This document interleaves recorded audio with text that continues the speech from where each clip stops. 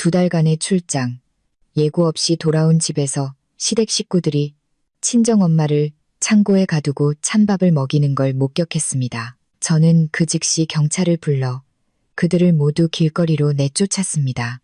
비행기가 인천국제공항에 막 착륙했을 때 제 마음은 형언할 수 없는 설렘으로 두근거렸습니다. 2달이라는 긴 시간 동안 해외에서 프로젝트 협상을 진행했죠. 예상보다 큰 성공을 거뒀지만 몸과 마음은 완전히 지쳐 있었습니다. 비서가 예약해둔 비행기는 내일이었지만 저는 아무에게도 알리지 않고 하루 먼저 돌아오는 표로 바꿨습니다. 깜짝 이벤트를 해주고 싶었거든요. 제 엄마, 이연숙 여사의 놀라움과 기쁨이 뒤섞인 얼굴을 보고 싶었습니다. 엄마가 끓여주신 구수한 된장찌개가 너무나도 그리웠습니다. 물론 시어머니인 최영자 여사님이 부엌에 들어갈 리는 만무했지만요. 제 이름은 박서연, 36살이고 무역회사의 대표입니다. 사람들은 저를 부러운 눈으로 쳐다보죠. 돈과 지위, 그리고 모두가 꿈꾸는 서초동의 고급 빌라까지. 모든 것을 손에 쥔 성공한 여성이니까요. 하지만 저에게 가장 소중한 것이 바로 친정 엄마라는 사실은 저밖에 모릅니다. 아버지가 일찍 돌아가시고 엄마는 홀로 저를 훌륭하게 키워내셨습니다.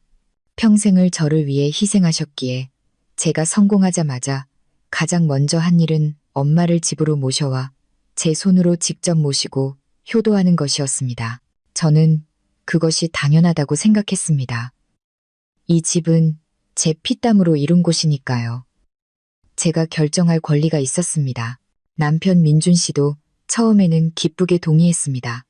결혼 후에는 시어머니 최 여사님과 시누이 미나도 함께 들어와 살게 되었죠. 저는 집도 넓으니 식구가 많아지면 더 즐거울 거라고 생각했습니다.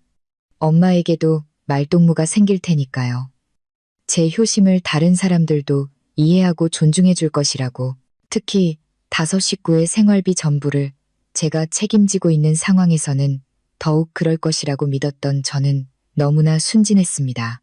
택시를 타고 가을에 접어든 서울의 거리를 바라보며 마음속으로는 차가 더 빨리 달려주기만을 바랐습니다. 엄마를 위해 최고급 관절 영양제 한 박스와 분명히 마음에 들어 하실 실크 스카프를 샀습니다. 시댁 식구들 선물도 잊지 않았죠. 시어머니를 위한 명품 향수, 시누이를 위한 최신형 이어폰, 그리고 남편 민준 씨를 위한 값비싼 시계까지. 저는 언제나 가족의 화목을 위해, 그리고 엄마가 어떤 싫은 소리도 듣지 않게 하려고 최선을 다했습니다. 출장 중인 2달 동안 저는 매일 집으로 영상통화를 걸었습니다. 언제나 전화를 받는 건 민준 씨였죠. 그의 목소리는 항상 바빠 보였지만 한결같았습니다. 장모님 잘 지내셔. 걱정 말고 일에 집중해. 집안일은 내가 다 알아서 할게. 가끔 엄마와 통화하고 싶다고 하면 민준 씨는 엄마가 동네 아주머니들과 운동하러 가셨다거나 방에서 드라마를 보고 계신다고 둘러댔습니다. 당신 일에만 신경 쓰시래. 엄마는 괜찮다고. 저는 그 말을 믿었습니다. 제 남편을 절대적으로 신뢰했습니다. 제가 손수 공들여 쌓아 올린 행복한 가정이라는 허상을 믿어 의심치 않았습니다. 택시가 빌라 정문 앞에 멈췄습니다. 제가 직접 캐리어를 끌자 익숙한 감각이 밀려왔습니다. 해질녘 노을 아래 제 우윳빛 집은 고요했습니다. 저녁 6시, 원래 이 시간이라면 집안에 불이 켜지고 웃음소리, TV 소리, 저녁 식사를 준비하는 달그락거리는 소리가 들려야 했습니다. 하지만 오늘은 이상할 정도로 소름 끼치게 조용했습니다. 저는 미간을 찌푸렸습니다. 막연한 불안감이 마음속에 스며들기 시작했습니다. 아마 다들 마트에 갔거나 외식하러 나갔을 거라고 스스로를 안심시켰습니다. 스마트키를 꺼내자 삑 하는 건조한 소리와 함께 무거운 철문이 천천히 열렸습니다. 자갈이 깔린 길을 따라 캐리어를 끌고 집으로 향했습니다. 길 양옆의 작은 정원은 예전에 엄마가 매일같이 가꾸시던 곳이었습니다. 하지만 지금은 잡초가 무성하게 자라 장미덤불을 뒤덮고 있었고 난초 화분 몇 개는 이미 오래전에 말라 비틀어져 있었습니다. 가슴이 철렁 내려앉았습니다. 엄마는 누구보다 꽃과 식물을 사랑하는 분이셨습니다. 어떻게 정원을 이 지경으로 내버려 두실 수 있었을까요? 현관문 비밀번호를 눌렀습니다.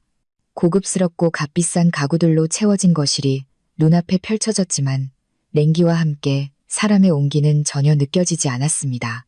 엄마, 저 왔어요. 민준 씨, 미나야. 제가 소리쳐 불렀지만 거대한 집의 침묵만이 되돌아왔습니다. 제 실내화는 신발장에 그대로 있었지만 엄마가 자주 신으시던 낡은 슬리퍼는 보이지 않았습니다. 주위를 둘러보니 시어머니와 미나, 그리고 민준 씨의 신발만 덩그러니 놓여 있었습니다. 불길한 예감이 저를 덮쳤습니다. 저는 캐리어를 구석에 밀어넣고 옷도 갈아입지 않은 채 곧장 2층에 있는 엄마의 방으로 달려갔습니다. 제가 특별히 엄마를 위해 마련해드린 정원이 내다보이는 큰 창문과 개인 TV, 약장까지 갖춰진 방이었습니다. 문을 열고 들어섰습니다. 방은 차갑게 느껴질 정도로 깨끗했습니다. 침대 시트는 팽팽하게 정리되어 있었지만 옹기라고는 한 점도 없었습니다.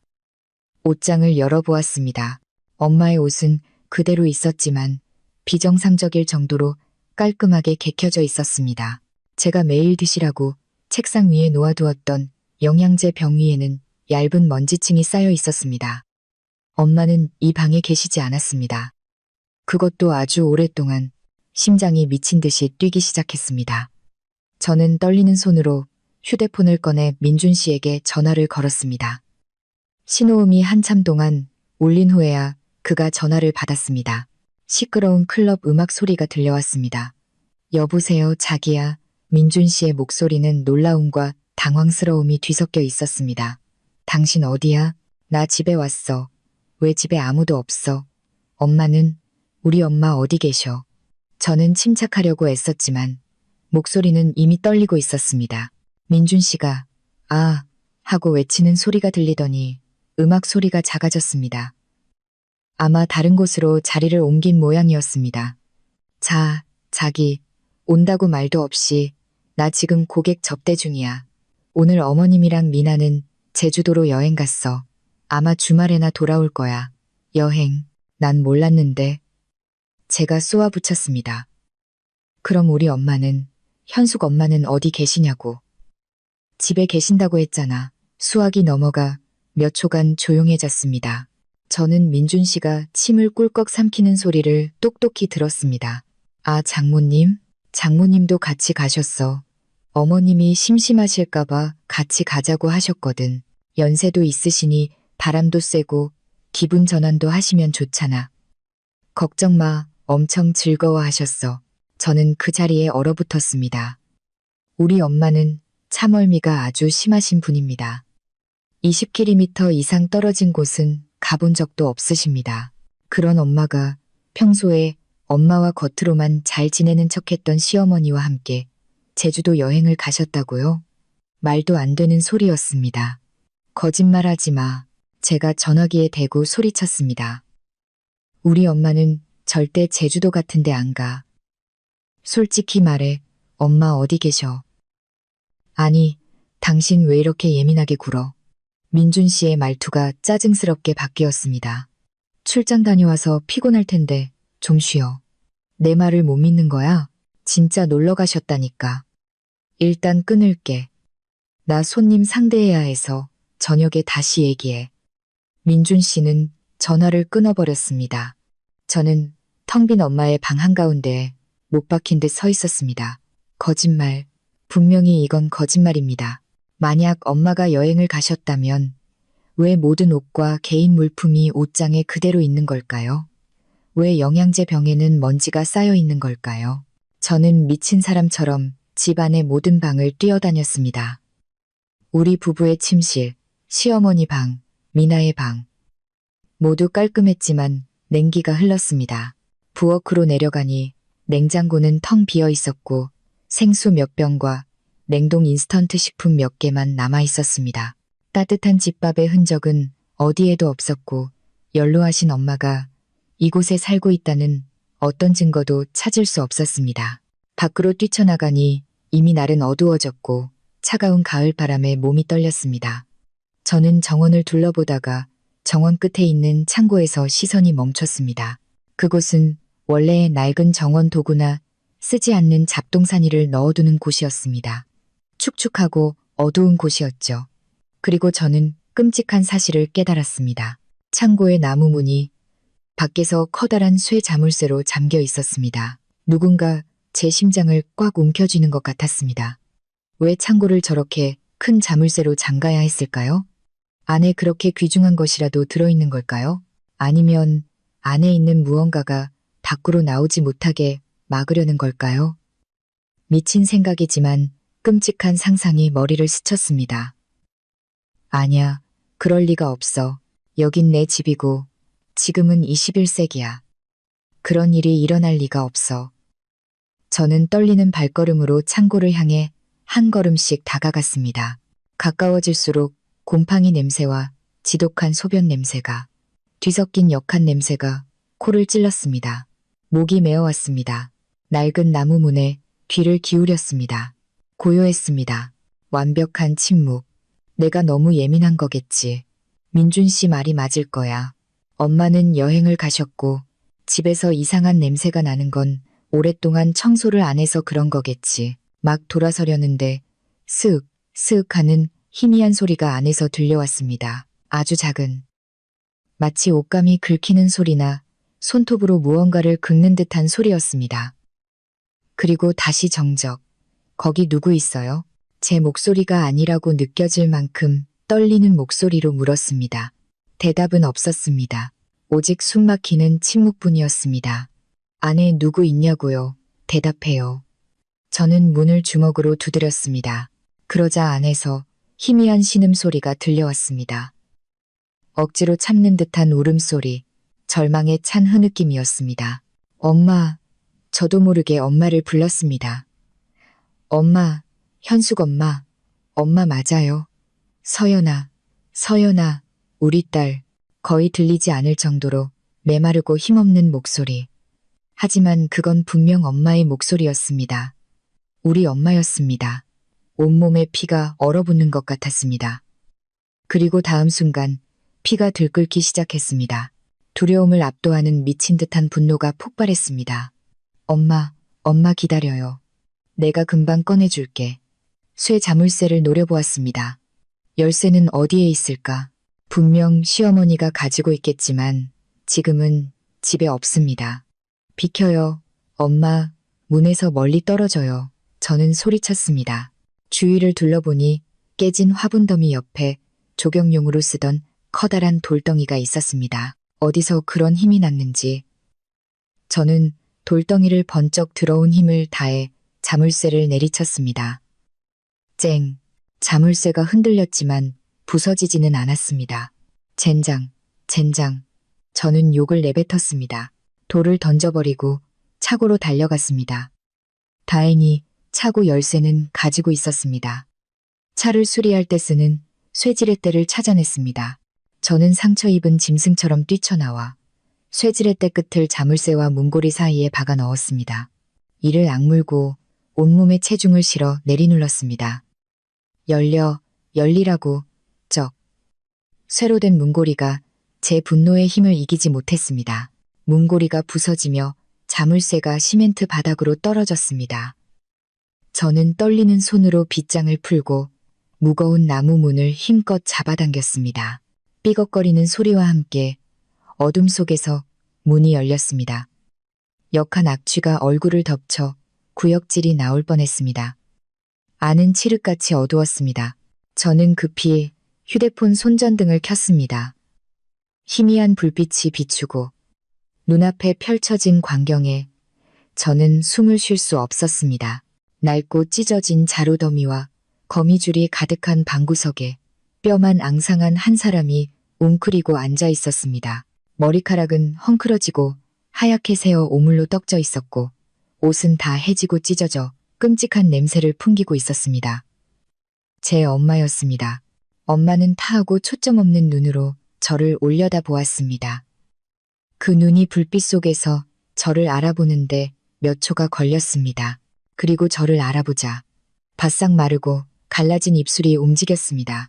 서연아, 우리 딸, 왔구나. 엄마는 그대로 쓰러졌습니다. 엄마 옆에는 이가 빠진 밥그릇 하나가 놓여 있었습니다. 안에는 푸르스름한 곰팡이가 핀 흰밥과 이미 상해버린 음식물 쓰레기가 뒤섞여 있었습니다. 저는 망연자실했습니다.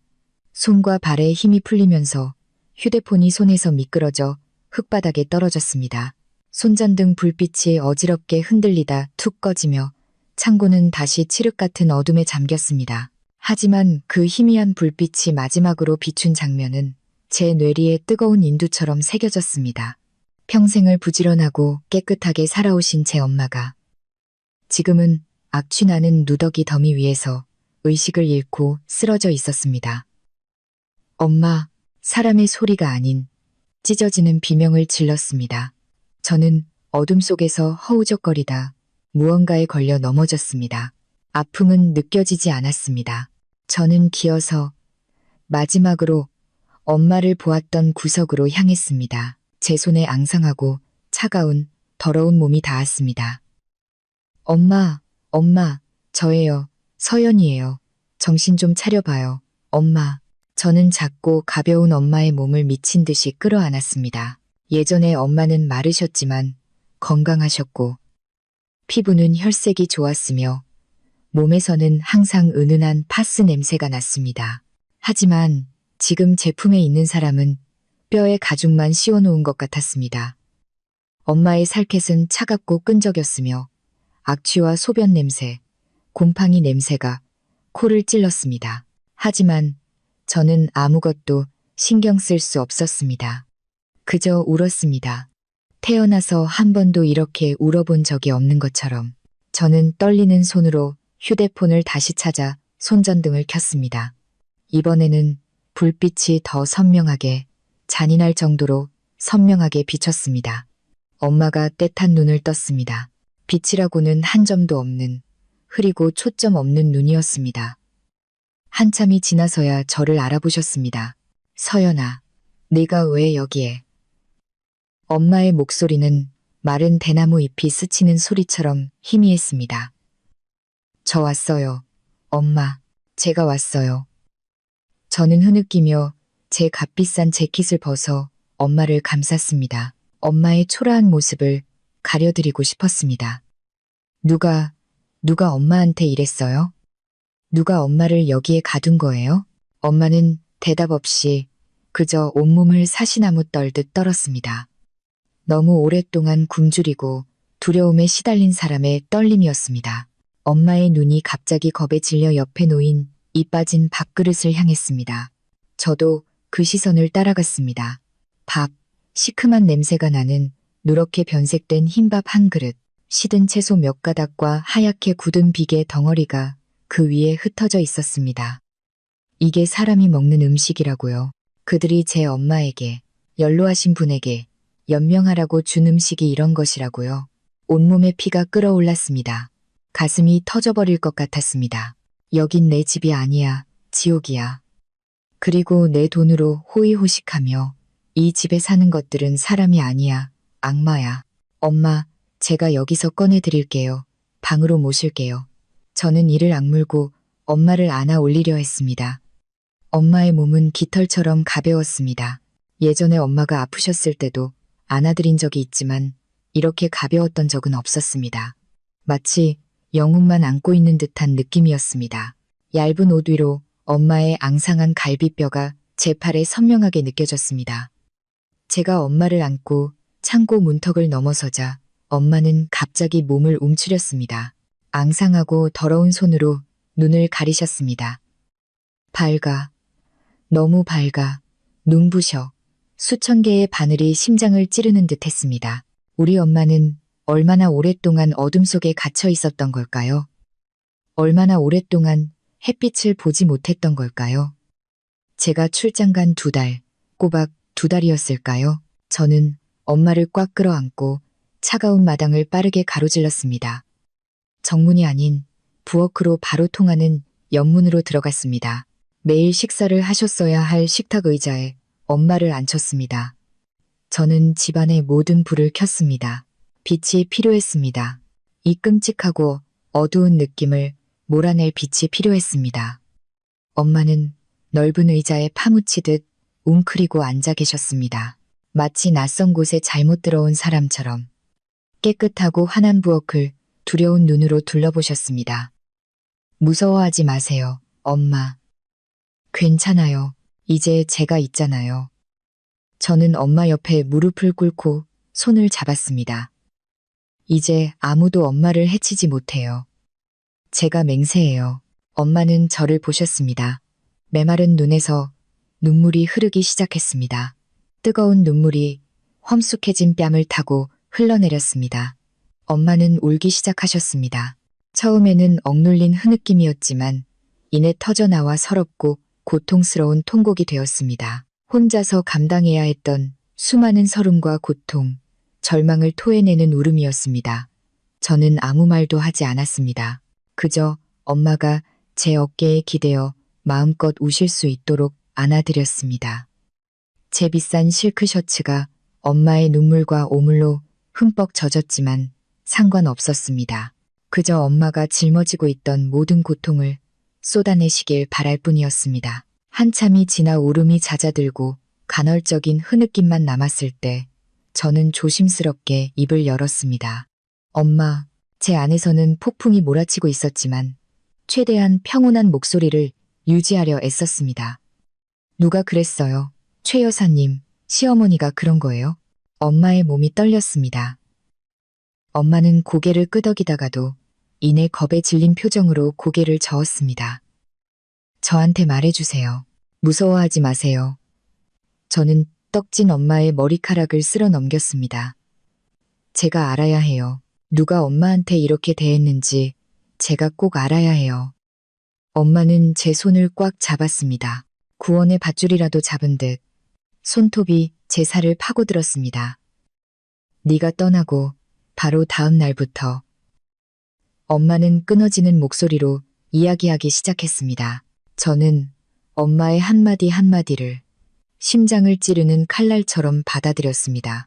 엄마의 말에 따르면 제 비행기가 이륙하자마자 시어머니의 태도는 돌변했다고 합니다. 더 이상 다정한 척, 살가운 척하지 않았습니다. 엄마를 향해 빌어먹는 식충, 딸년 등골 빼먹는 짐 덩어리라고 폭언을 퍼부었습니다. 그 여자가 나한테 집안일을 전부 시켰어. 엄마는 흐느꼈습니다. 이렇게 넓은 집을 어떻게 나 혼자 다 해. 아침부터 밤까지 청소해도 깨끗하지 않다고 더러운 물을 나한테 끼얹었어. 총것, 더러운 것. 이라고 욕하면서 세상에, 우리 엄마는 관절염이 심해서 저는 절대 힘든 일을 시키지 않았습니다. 시간제 가사도우미까지 고용했었습니다. 그런데 제가 떠나자 민준 씨는 돈을 아껴야 한다며 가사도우미를 그만두게 하고 자기가 알아서 하겠다고 했습니다. 알아서 한 결과가 이거였을까요? 미나 그 애. 엄마는 분노에 찬 목소리로 말을 이었습니다. 젊은 애가 어쩜 그렇게 악독한지. 나를 때리지는 않았지만 시어머니가 나를 괴롭히는 걸 가만히 앉아서 구경했어. 심지어 휴대폰으로 촬영하면서 낄낄 웃었어. 촌스러운 할망구 청소하는 거 구경하는 게 재밌다면서. 밥도 제대로 주지 않았어. 자기들끼리 밥 먹고 남은 음식을 그릇 하나에 아무렇게나 담아서 나한테 던져줬어. 저는 눈을 감았습니다. 창고에서 보았던 곰팡이 핀 밥그릇이 떠올랐습니다. 짐승만도 못한 것들. 그럼 돈은요? 저는 떨리는 목소리로 물었습니다. 떠나기 전에 엄마에게 비상금으로 쓰시라고, 드시고 싶은 거 사드시라고 5천만 원이 든 통장을 드렸던 것이 기억났습니다. 네가 준 돈, 엄마는 더 크게 우셨습니다. 그것들이 알아챘어. 미나가 내 방을 뒤져서 통장을 찾아냈어. 그들이 나를 협박했어. 최 여사가 내 머리채를 잡고 돈을 주지 않으면 때려 죽이겠다고. 너무 무서워서 줄 수밖에 없었어. 5천만 원. 그것들이 다 가져갔어. 서연아, 그 돈으로 제주도 여행 간 거야. 하늘이 무너지는 듯한 충격이었습니다. 이제야 모든 것이 이해되었습니다. 민준 씨가 시어머니가 엄마를 데리고 함께 갔다고 거짓말했던 그 여행. 결국 그들은 엄마의 돈, 제 피땀이 섞인 돈을 빼앗아 호의호식하러 떠난 것이었습니다. 엄마를 죽음의 문턱으로 밀어넣은 후에 돈을 빼앗은 후 그들은 엄마가 저에게 모든 사실을 말할까봐 두려워 시어머니가 엄마를 창고에 가두었다고 했습니다. 제가 돌아올 때까지 가둬두고 엄마가 스스로 집을 나갔다고 거짓말할 계획이었다고 매일 시누이 미나가 남은 밥을 가져와 개에게 던져주듯 창고 안으로 던져주었다고 했습니다. 제 아내 분노는 이미 극한에 달했습니다. 그것은 더 이상 뜨거운 분노가 아니라 차가운 빙하였습니다. 세포 하나하나에 스며드는 날카로운 칼날 같은 증오였습니다. 용서하지 않겠다. 절대로 용서하지 않겠다. 저는 심호흡을 하며 온몸으로 퍼져나가는 떨림을 억눌렀습니다. 마지막 질문이 남았습니다. 그 답을 마주하기가 가장 두려운 질문이었습니다. 저는 엄마의 흐릿한 눈을 똑바로 쳐다보았습니다. 민준 씨, 제 남편. 그 사람은 알고 있었어요? 엄마는 고개를 숙였습니다. 앙상한 어깨가 다시 떨리기 시작했습니다. 엄마는 침묵했습니다. 엄마의 침묵은 그 어떤 고발보다 더 끔찍했습니다. 엄마, 저한테 말해주세요. 저는 엄마의 어깨를 잡고 가볍게 흔들었습니다. 민준 씨는 그들이 엄마를 괴롭힐 때 어디 있었어요? 그는 제 남편이고 엄마의 사위잖아요. 알고 있었죠. 그렇죠. 엄마는 고개를 들었습니다. 눈물이 얼굴을 타고 흘러내렸습니다. 엄마는 천천히 고통스럽게 고개를 끄덕였습니다. 알고 있었어, 서연아. 제 세상이 무너져 내렸습니다. 제가 붙잡고 있던 마지막 기둥이 산산조각 났습니다. 제 남편, 제가 사랑했던 남자, 제 가족과 가장 사랑하는 엄마를 맡겼던 그 남자. 그가 모든 것을 알고 있었습니다. 최 여사가 나한테 처음 소리 지르던 날, 그 사람도 거기에 있었어. 아무 말도 안 하고 조용히 자기 방으로 올라가 버렸어. 내가 그 사람한테 애원했어. 민준아, 어머님께 말씀 좀 드려다오. 나는 늙어서 이 힘든 일을 다 할 수가 없다고. 그랬더니 내 손을 뿌리치면서 여자들 일에는 끼어들고 싶지 않다고 하더구나. 어머님 성격이 저러시니 장모님이 그냥 맞춰드리는 게 집안이 조용해지는 길이라고. 집안의 평화라고요? 세상에, 그는 제 엄마를 뭐라고 생각한 걸까요? 자기 엄마 비위를 맞추기 위한 하녀라고 생각한 걸까요? 그리고 내가 창고에 갇혔을 때 내가 소리 지르고 문을 두드리고 그 사람 이름을 불렀어. 엄마는 목이 메었습니다. 그가 왔어. 창고 문 밖에 서 있었어. 그 사람 목소리가 똑똑히 들렸어. 장모님, 며칠만 참고 계세요. 지금 어머님이 화가 많이 나셨으니까 여행 다녀오셔서 기분 좀 풀리시면 제가 꺼내드릴 방법을 찾아볼게요. 그러고는 그냥 가버렸어. 나를 그 안에 내버려 두고 구역질이 치밀어 올랐습니다. 역겨웠습니다. 그 인간이 역겨웠습니다. 그는 단순한 공범이 아니었습니다. 주동자였습니다. 모든 것을 은폐하고 매일 전화로 저에게 거짓말을 한 사람이었습니다. 저는 그와의 통화를 떠올렸습니다. 그의 다정하고 위선적인 말들을. 엄마는 동네 아주머니들이랑 운동하러 가셨어. 엄마는 드라마 보고 계셔. 당신 일에만 신경 쓰시래. 세상에, 그가 이런 말을 할 때 우리 엄마는 저 어둡고 차가운 창고 안에서 굶주리며 절망 속에서 제 이름을 부르며 울부짖고 있었을지도 모릅니다. 현숙 씨는 말을 이었습니다. 한 번은 내가 전화했을 때 그가 스피커폰으로 내 목소리를 들려줬어. 창고 문 밖에서 웃으면서 말했지. 들었죠? 당신 딸 전화 왔네. 계속 시끄럽게 굴면 내가 당신 딸한테 장모님이 치매 걸려서 집 나갔다고 말해버릴 거야. 너무 무서워서 더는 소리 지를 수가 없었어. 그저 울기만 했어. 악마. 그는 사람의 탈을 쓴 악마였습니다. 그는 엄마의 육체뿐만 아니라 정신까지 고문했습니다.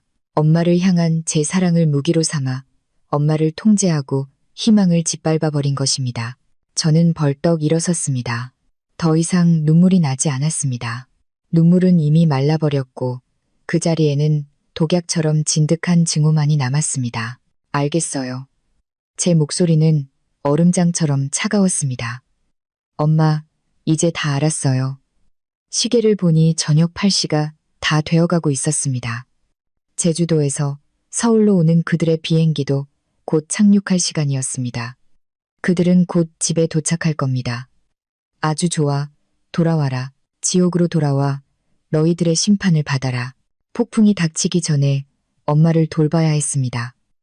이 상태로 엄마를 둘 수 없었습니다.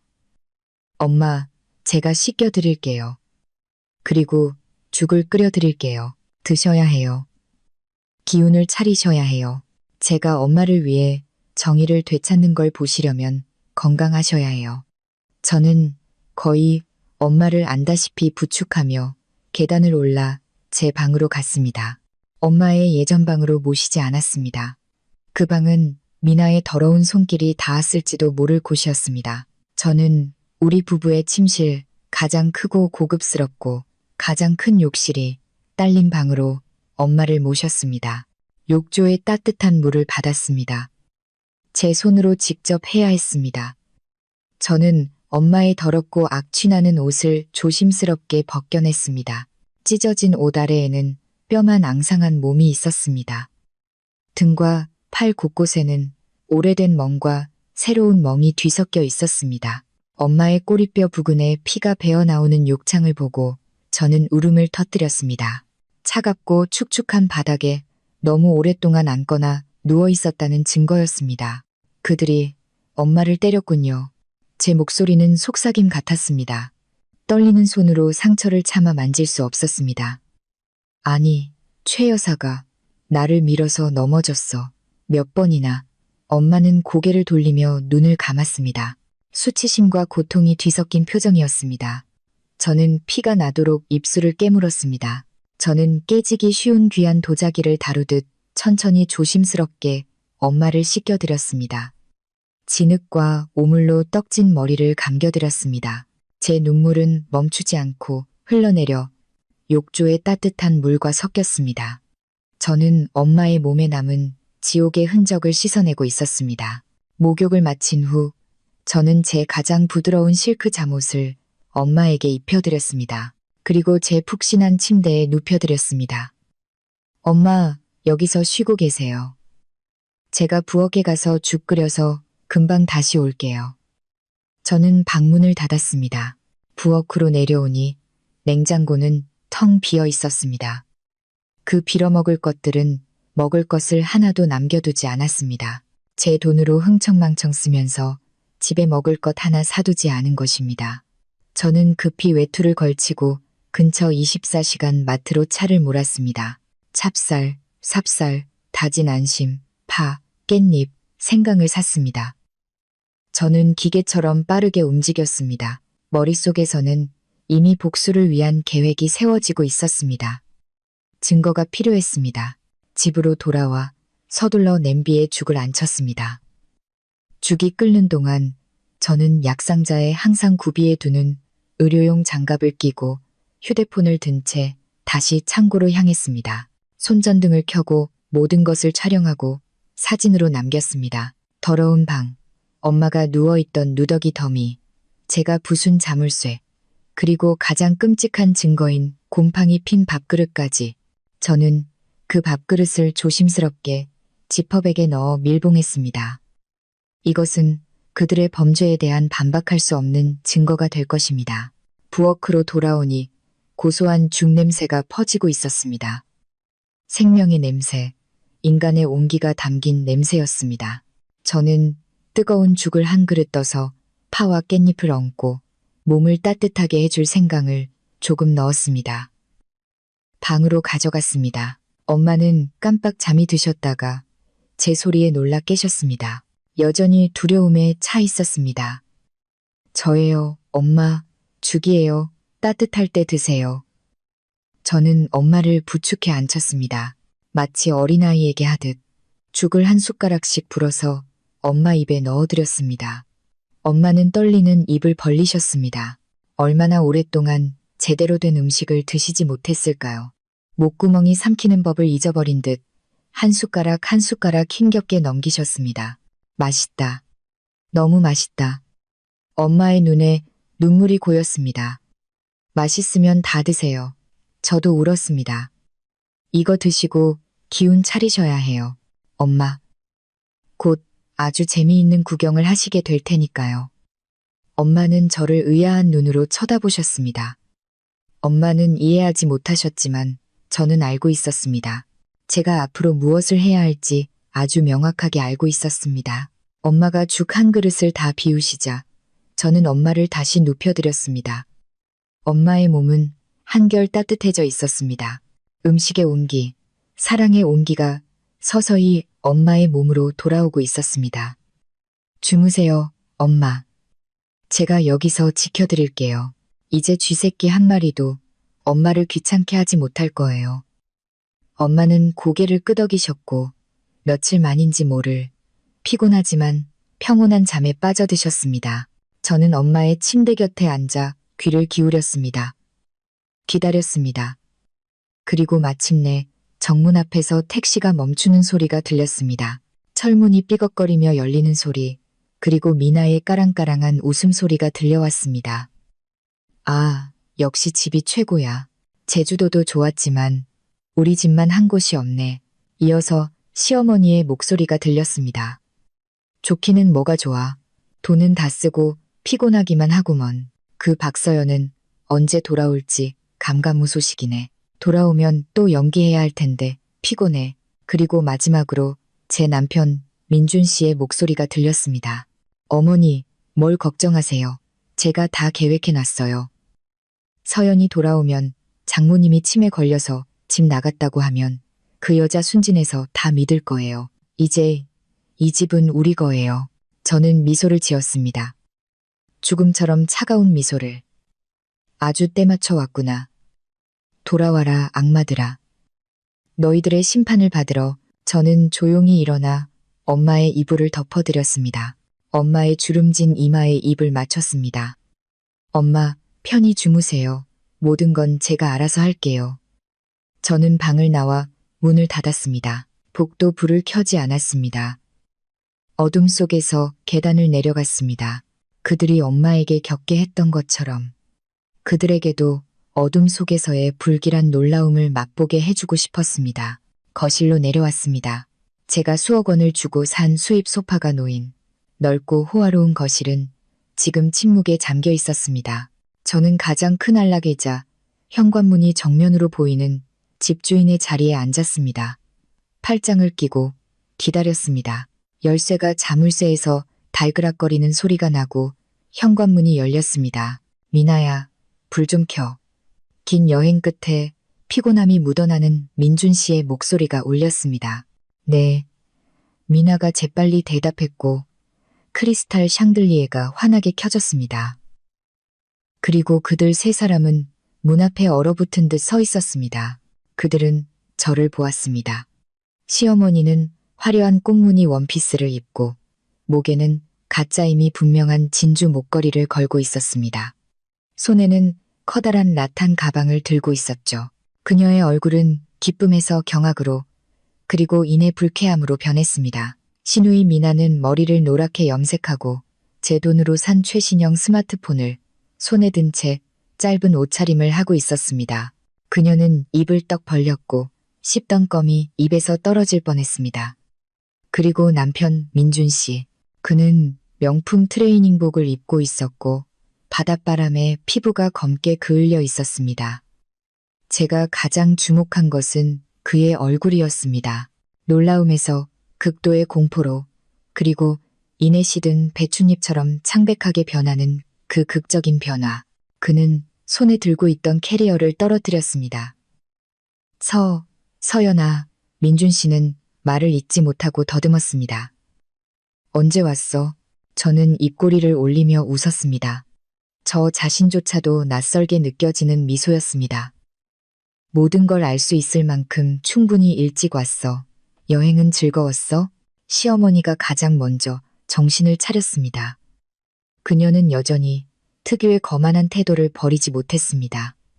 그녀는 저를 쏘아보며 입을 삐죽거렸습니다.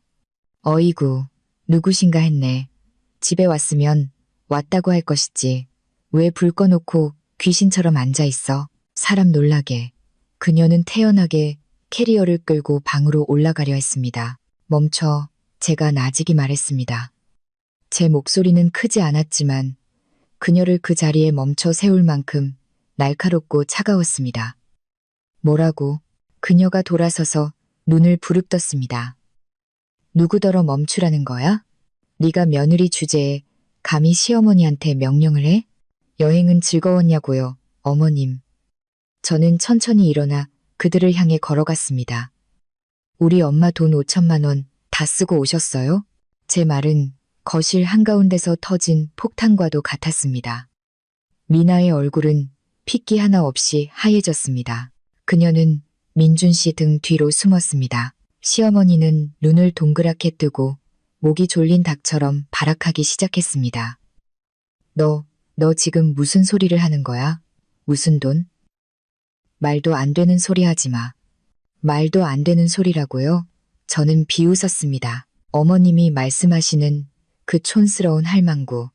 어머님이 돈을 훔치고 괴롭히고 창고에 가둔 그 할머니 말이에요. 제가 직접 모셔와서 대질 신문이라도 해드릴까요? 너. 시어머니는 저를 향해 손가락질했지만 그 손가락은 떨리고 있었습니다. 감히 시어머니를 모함해 이 버르장머리 없는 며느리 같으니라고. 민준아, 내 마누라가 하는 말 좀 들어봐라. 아주 막 나가네. 딱이 소리가 아니었습니다. 민준 씨였습니다. 그가 저를 때렸습니다. 정신이 번쩍 드는 강한 따귀에 머리가 윙윙 울리고 뺨이 화끈거렸습니다. 믿을 수가 없었습니다. 이 순간까지도 그는 자신의 어머니를, 자신의 범죄를 감싸고 돌았습니다. 서연아, 너 입 닥쳐. 민준 씨가 소리쳤습니다. 그의 얼굴은 두려움과 분노로 일그러져 있었습니다. 어디 갔다 와서 피곤하지도 않아? 왜 사람을 못 살게 굴어? 어머니는 여행 다녀오셔서 힘드신데 안부는 못물을 망정. 이게 무슨 짓이야? 저는 뺨을 감쌌지만 시선은 그에게서 떼지 않았습니다. 당신 방금 나쳤어. 나는 민준 씨는 자기가 무슨 짓을 했는지 깨달은 듯 한 걸음 물러섰습니다. 내가 너무 심한 말을 하잖아. 우리 엄마를 모함하고. 제가 으르렁거렸습니다. 지금까지 억눌러왔던 분노가 폭발했습니다. 그럼 증거라도 보여줄까? 당신들이 우리 엄마한테 던져준 그 곰팡이 핀 밥그릇, 당신들이 엄마를 가둔 그 악취나는 창고, 엄마 몸에 남은 멍자국들, 보고 싶어? 그 할망구 어디 있어? 시어머니가 갑자기 소리쳤습니다. 네가 그 늙은이를 어디로 빼돌린 거야? 아니면 도망친 건가? 내가 그럴 줄 알았어. 그 촌것들은 믿을 수가 없다니까. 입 닥쳐. 제가 그녀의 얼굴을 똑바로 가리켰습니다. 당신 따위가 우리 엄마 이름을 입에 담을 자격은 없어. 저는 한때 사랑했던 남자 민준 씨를 똑바로 쳐다보았습니다. 마지막으로 묻겠어. 민준 씨, 누가 당신들한테 이런 짓을 하도록 허락했지? 민준 씨가 침묵하자 시어머니는 다시 기세등등해졌습니다. 내가 했다. 어쩔 건데? 이 집은 내 아들 집이야. 내 마음대로 할 권리가 있어. 내 엄마는 그냥 빌어먹는 식충일 뿐이라고. 내가 내 엄마랑 너를 먹여 살려준 거야. 내가 그 여자를 가둔 게 뭐 어쨌다는 거야? 우리 식구들 전부 길바닥에 내쫓지 않은 것만으로도 고맙게 생각해야지. 저는 미친 사람처럼 웃었습니다. 이 집이 누구 집이라고요? 짝 소리가 거실을 울렸습니다. 뺨이 화끈거리고 귀가 먹먹했지만 육체적인 고통은 제 영혼의 공허함에 비하면 아무것도 아니었습니다. 그가 저를 때렸습니다. 제 남편이 자신의 어머니와 여동생, 엄마를 고문한 자들을 보호하기 위해 저를 때렸습니다. 제 안에 모든 것이 산산조각 났습니다. 더 이상 사랑도 희망도 남지 않았습니다. 오직 경멸과 얼음장 같은 분노만이 남았습니다. 아들이 위세를 떨치자 시어머니는 더욱 기세등등해졌습니다. 그녀는 제 얼굴에 손가락질을 해대며 소리쳤습니다. 봤지? 내 아들은 뭐가 옳고 그른지 안다고. 네가 이 집에서 뭐라도 되는 줄 알아? 네가 돈 좀 번다고 대단한 줄 아냐고. 똑똑히 말해두는데 이 집은 내 아들 집이야. 민준이 거라고. 나는 걔 엄마니까 당연히 살 권리가 있고 너희 모녀는 민준 씨 집이라고요. 제가 그녀의 말을 끊었습니다. 제 목소리는 무서울 정도로 차분했습니다. 저는 그녀를 보지 않았습니다. 따귀를 날린 후 얼어붙어 있는 민준 씨를 똑바로 쳐다봤습니다. 어머님께 말씀드렸어요. 이 빌라가 누구 명의로 되어 있는지. 민준 씨는 제 시선을 피하며 움찔했습니다. 그는 떨기 시작했습니다. 누구보다 그가 더 잘 알고 있었습니다. 너 무슨 소리야? 시어머니는 아들이 당황하는 것을 보고 주춤했습니다. 제가 말씀드리죠. 저는 한 글자 한 글자 힘주어 말했습니다. 이 집은 이 벽돌 한 장, 풀 한 포기까지 모두 제 피땀으로 번 돈으로 산 겁니다. 그리고 명의는 오직 제 이름, 박서연 단독 명의로 되어 있습니다. 저 사람, 제가 민준 씨를 턱으로 가리켰습니다. 이 집에 단 1원도 보태지 않았어요. 당신들은 지금 얹혀 살고 있는 식객일 뿐이라고요. 제 말은 시어머니의 비뚤어진 자존심을 정통으로 가격했습니다. 너, 이 버르장머리 없는 년, 그녀가 소리쳤습니다.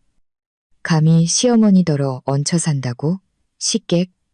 얹혀 사는 것뿐만 아니라 저는 비웃었습니다. 은혜를 원수로 갚는 배은망덕한 족속들이지.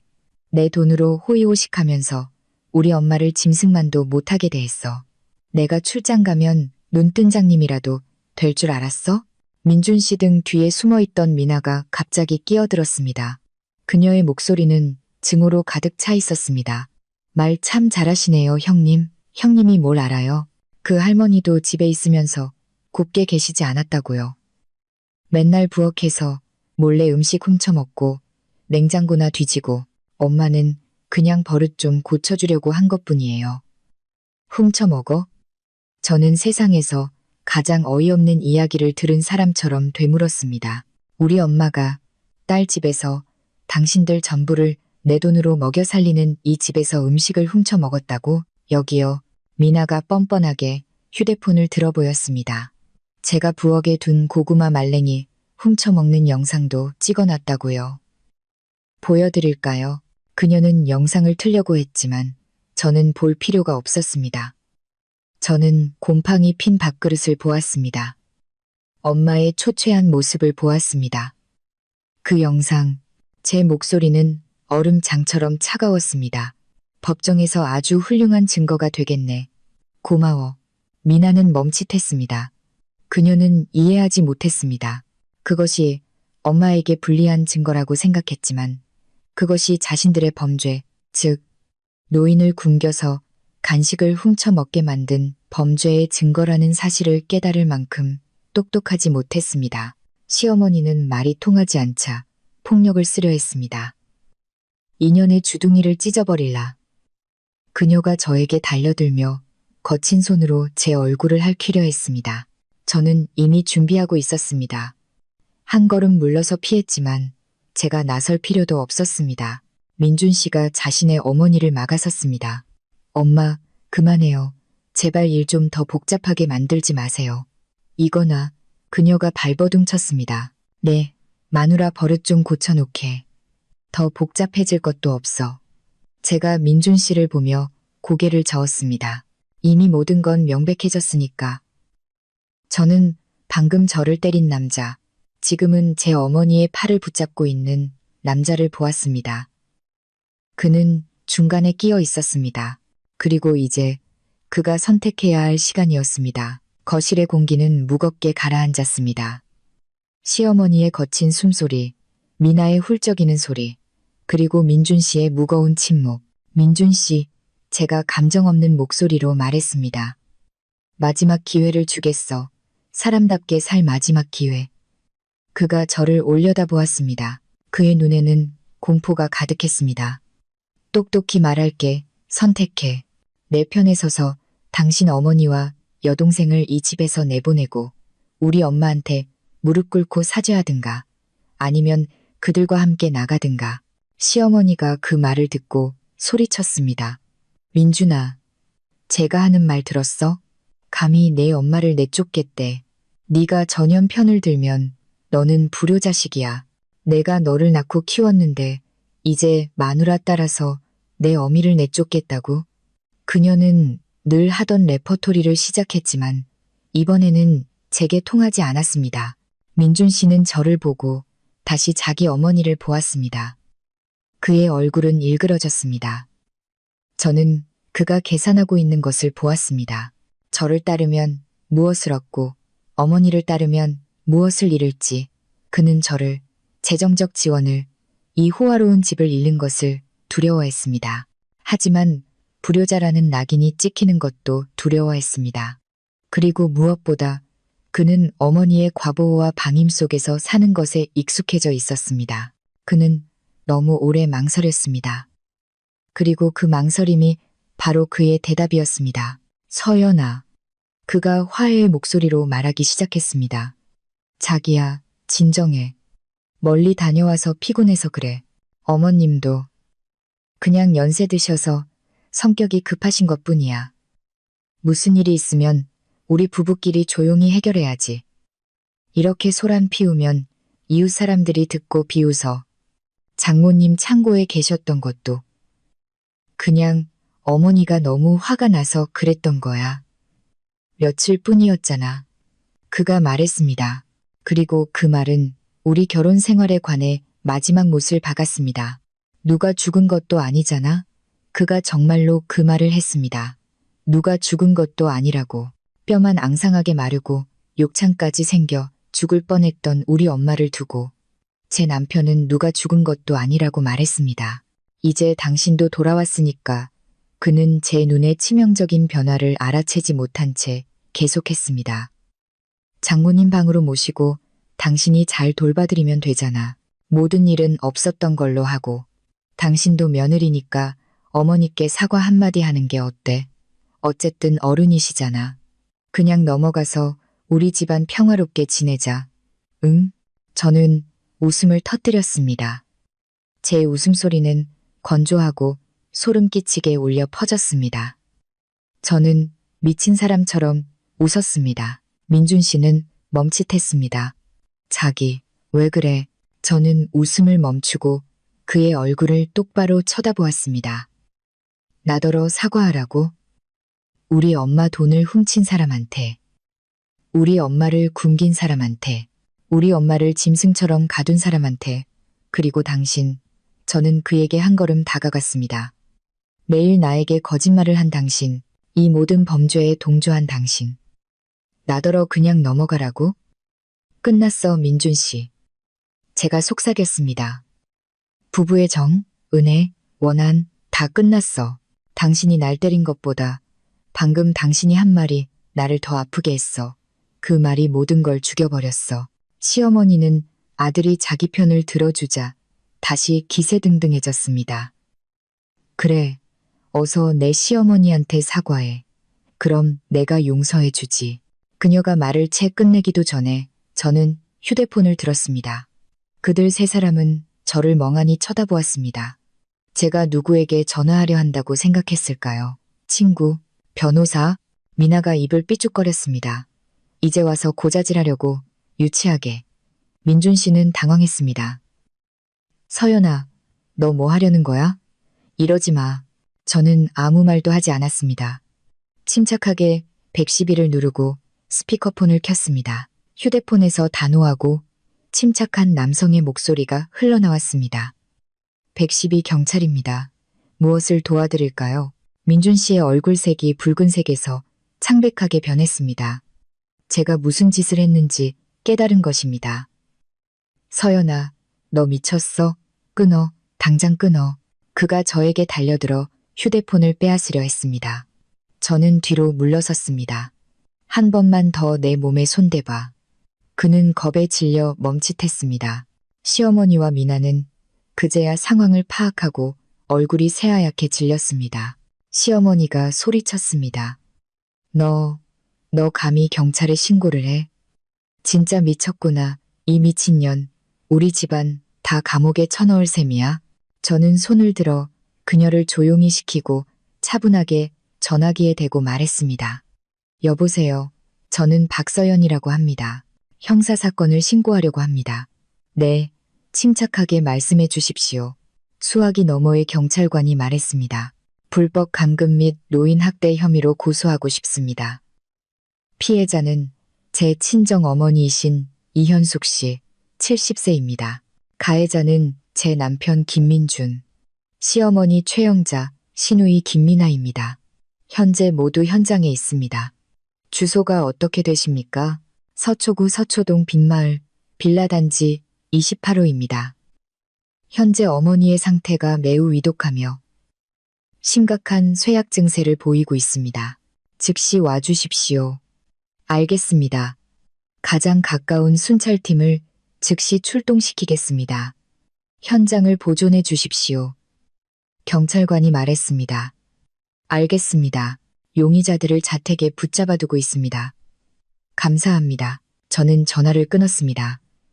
방은 죽음과 같은 침묵에 잠겼습니다. 시어머니가 가장 먼저 폭발했지만 그것은 후회가 아닌 공포와 분노였습니다. 이 미친년, 감히 시댁 식구들을 다 팔아먹어? 이 독사 같은 년, 내가 너를 죽여버릴 거야.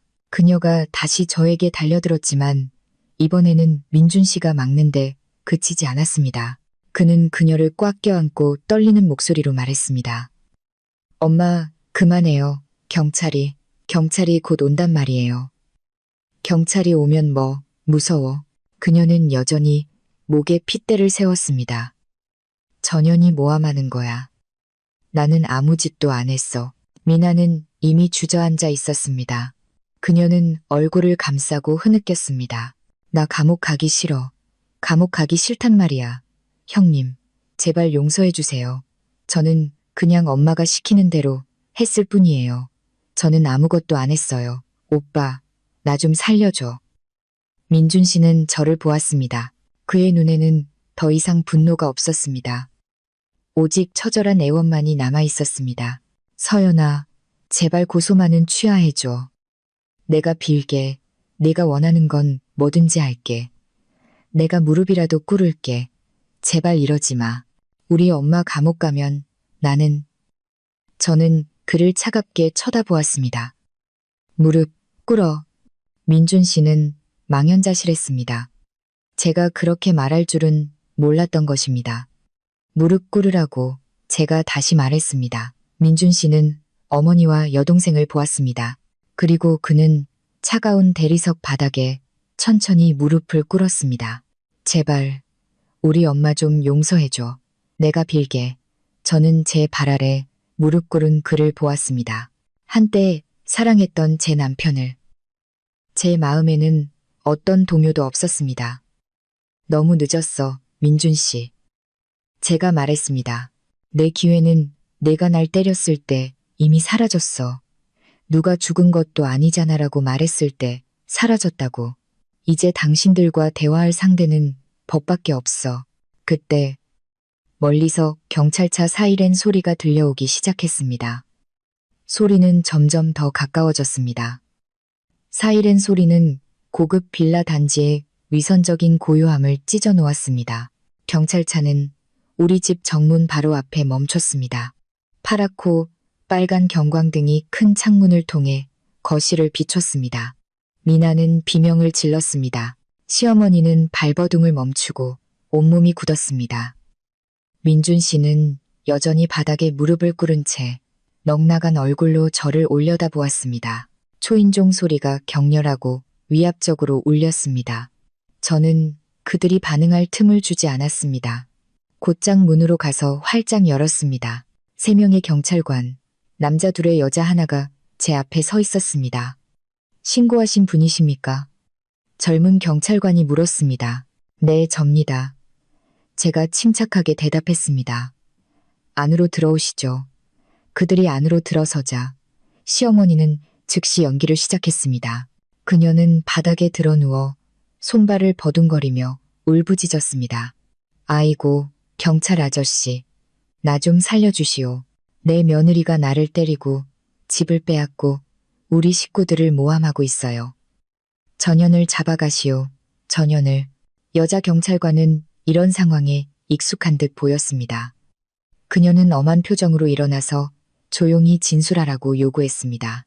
나이가 더 들어 보이는 경찰관이 저를 보았습니다. 박서연 씨, 사건을 다시 진술해 주십시오. 피해자이신 어머님은 현재 어디에 계십니까? 피해자는 제 어머니시고 지금 2층 제 침실에 계십니다. 제가 또박또박 말했습니다. 하지만 경찰관님들께서 제 어머니를 보시기 전에 지난 2달 가까이 제 어머니가 감금되어 있던 곳을 먼저 보여드리고 싶습니다. 저는 그들을 뒷마당으로 안내해 창고로 데려갔습니다. 부서진 자물쇠는 여전히 바닥에 뒹굴고 있었습니다. 문을 열자 악취가 여전히 코를 찔렀습니다. 휴대폰 손전등을 켜서 안을 비췄습니다. 여기입니다. 제 어머니는 이 누더기와 쓰레기 더미 속에서 살아야 했습니다. 경찰관들은 서로를 쳐다보았습니다. 그들의 얼굴이 굳어졌습니다.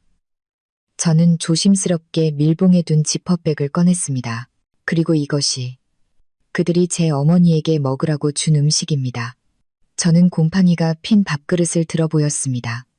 여자 경찰관은 얼굴을 돌려야 했습니다. 그녀는 충격과 혐오감을 감추지 못했습니다. 그리고 이것은 저는 휴대폰을 열어 제가 처음 엄마를 발견했을 때 찍어둔 영상을 보여주었습니다. 이것은 제가 제 시누이가 방금 자랑스럽게 보여준 그들이 제 어머니를 굶겼다는 증거 영상입니다. 직접 촬영했더군요. 경찰관이 고개를 끄덕였습니다. 대략적인 상황은 파악했습니다. 피해자의 상태를 확인하러 위층으로 안내해 주십시오. 우리가 거실로 돌아왔을 때 시어머니는 여전히 소란을 피우고 있었습니다. 전현이 꾸며낸 거야. 전현은 연기자라고. 저 밥그릇도 어디서 주워온 거야. 나를 모함하는 거야. 조용히 하십시오. 경찰관이 소리쳤습니다. 이번에는 목소리에 강한 힘이 실려 있었습니다. 계속해서 소란을 피우시면 공무집행방해로 현장에서 체포하겠습니다. 시어머니는 입을 다물었지만 저를 향한 눈빛은 살기로 가득했습니다. 저는 세 사람을 데리고 제 침실로 올라갔습니다. 엄마는 소란스러운 소리에 깨어나 침대 위에서 두려움에 떨고 계셨습니다.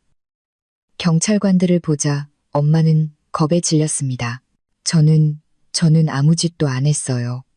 제발 저를 잡아가지 마세요. 제가 달려가 엄마를 안았습니다. 엄마, 괜찮아요. 이분들은 경찰관이고 우리를 보호하러 오신 분들이에요. 무서워하지 마세요. 여자 경찰관이 천천히 다가와 침대 가장자리에 앉았습니다. 그녀의 목소리는 놀라울 정도로 부드러웠습니다. 어르신, 무서워하지 마세요. 저희는 경찰입니다. 성함이 이현숙 씨 맞으시죠? 혹시 몸에 있는 상처 좀 보여주실 수 있을까요? 엄마는 떨리는 눈으로 저를 보셨습니다. 제가 고개를 끄덕였습니다. 저는 조심스럽게 엄마의 잠옷 소매를 걷어 올렸습니다. 오래되고 새로운 멍자국들이 겹겹이 쌓여 있었습니다. 여자 경찰관은 조심스럽게 상처를 살펴본 후 이불을 걷어 제가 연고를 발라드린 욕창 부위를 확인했습니다. 그녀의 얼굴이 창백해졌습니다. 그녀는 동료에게 말했습니다. 구급차 불러야겠어요. 어르신 상태가 너무 안 좋아요. 즉시 상해 진단이 필요합니다. 알겠습니다. 다른 경찰관이 대답하고 휴대폰을 꺼내 전화를 걸었습니다. 여자 경찰관이 엄마에게 다시 물었습니다. 현숙 어르신, 저희에게 말씀해 주세요. 누가 어르신을 때렸고 누가 창고에 가뒀나요? 엄마는 저를 보고 다시 제복 입은 사람들을 보았습니다. 며칠 동안 억눌려왔던 공포가 터져 나왔습니다. 엄마는 여자 경찰관의 손을 잡고 흐느끼며 말했습니다. 최영자, 서연이 시어머니예요. 그 여자가 나를 때리고 내 돈을 빼앗고 나를 가두고 밥도 주지 않았어요. 미나랑 민준이도 그들도 다 알고 있었어요. 엄마의 눈물 젖은 증언은 그 누구도 부인할 수 없는 가장 생생한 증거였습니다. 우리가 아래층으로 내려왔을 때 분위기는 완전히 달라져 있었습니다. 더 이상의 공격성은 없었고 오직 공포만이 남아 있었습니다. 구급차가 도착했고 구급대원 2명이 신속하게 위층으로 올라가 엄마를 모시고 나왔습니다.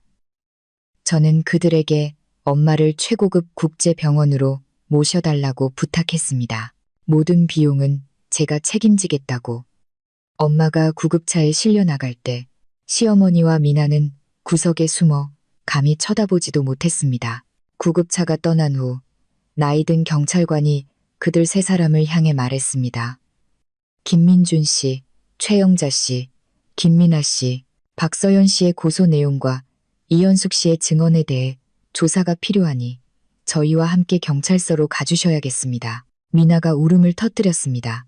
저는 안 가요. 저는 아무 짓도 안 했어요. 시어머니는 갑자기 전략을 바꿨습니다.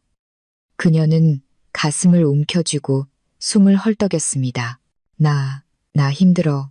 나 심장병 있단 말이야.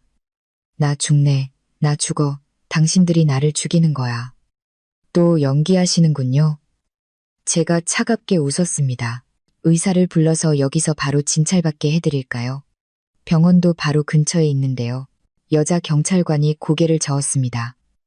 최영자 씨, 협조해 주십시오. 저희는 강제적인 방법을 사용하고 싶지 않습니다.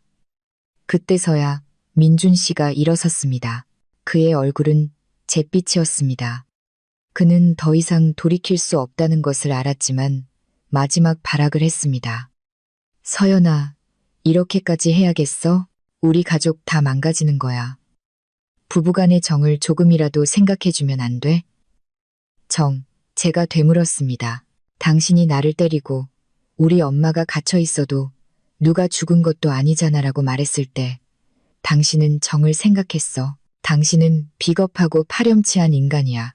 아들이 욕을 먹자 시어머니가 다시 소리쳤습니다. 하지만 이번에는 재산에 대한 것이었습니다. 망가지든 말든 너희들 이혼해. 재산 분할하자고. 이 집은 내 아들 거야. 내 남편이니까 절반은 받아야 해. 나를 내쫓아? 좋아, 나가지. 하지만 내 아들은 이 집 절반을 받아야 한다고. 드디어 그들이 원하는 것을 말했습니다. 돈, 집, 저는 웃었습니다. 저는 방금 모든 상황을 지켜본 경찰관을 향해 말했습니다. 경찰관님, 이들이 이 집이 자기들 것이라고 주장하고 있습니다. 재산을 분할받을 권리가 있다고 하네요. 저는 유유히 제 서재로 들어가 금고를 열었습니다. 서류 뭉치를 꺼내 들고 거실로 돌아와 등기부 등본을 테이블 위에 던졌습니다. 확인해 보시죠. 이 부동산의 소유권은 제 이름 박서연 단독 명의로 되어 있습니다. 혼전 재산입니다. 저는 민준 씨를 똑바로 쳐다봤습니다. 그는 한 걸음 물러섰습니다. 그 역시 그것이 사실임을 알고 있었습니다. 그 말은즉 제 목소리가 방 전체에 울려 퍼졌습니다. 이 집은 당신과 단일원도 관련이 없다는 뜻입니다. 당신과 당신 어머니, 당신 여동생은 지금 불법으로 제 집에 거주하고 있는 겁니다. 저는 경찰을 향해 말했습니다. 경찰관님, 불법 감금 및 학대 혐의 외에 이 세 사람을 제 집에서 즉시 퇴거시켜 주시길 요청합니다. 이들은 주거침입죄를 저지르고 있습니다. 이 순간부터 단 1초도 이들이 이 집에 머무는 것을 허락하지 않겠습니다. 경찰관이 고개를 끄덕였습니다. 증거는 차고 넘쳤습니다. 알겠습니다. 김민준 씨, 최영자 씨, 김민아 씨, 집에서 나가서 저희와 함께 서로 가주시죠. 안 가. 시어머니가 바닥에 드러누웠습니다. 여긴 내 집이야. 안 간다고. 협조하지 않으시면 경찰관은 인내심을 잃었습니다. 강제력을 동원하여 연행하겠습니다. 남자 경찰관 2명이 다가와 그녀의 양팔을 잡아 일으켰습니다. 그녀는 발버둥치고 욕설을 퍼부었지만 소용없었습니다. 미나는 울면서 여자 경찰관에게 이끌려 나갔습니다. 마지막은 민준 씨였습니다. 그는 문 앞에 서서 마지막으로 저를 돌아보았습니다. 그의 눈에는 후회, 공포, 그리고 원망이 뒤섞여 있었습니다. 서연아, 너 정말 잔인하다. 저는 그의 눈을 똑바로 쳐다보았습니다. 잔인한 건 당신들이야. 가. 그리고 다시는 내 앞에 나타나지 마. 이 비열한 인간. 그는 고개를 숙이고 경찰의 뒤를 따라 힘없이 걸어 나갔습니다. 문이 닫히고 경찰차 사이렌 소리가 점점 멀어지다 이내 사라졌습니다. 제 빌라는 몇 년 만에 처음으로 완전한 고요함에 잠겼습니다. 저는 바닥에 주저앉아 문에 기댔습니다. 숨을 쉬었습니다. 깊은 숨을 내쉬자 그제야 눈물이 터져 나왔습니다.